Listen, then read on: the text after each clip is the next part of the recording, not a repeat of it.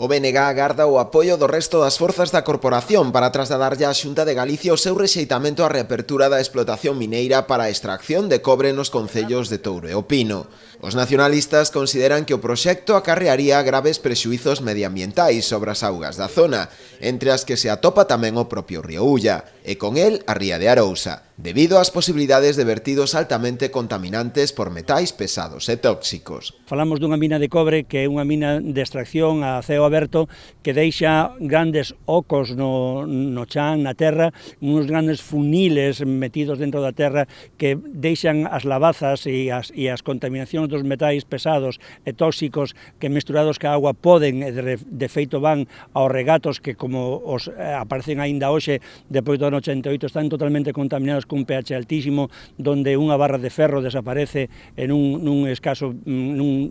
tempo. Estamos, por tanto, dicindo de unha produción que vai a crear uns depósitos enormes desos metais tóxicos e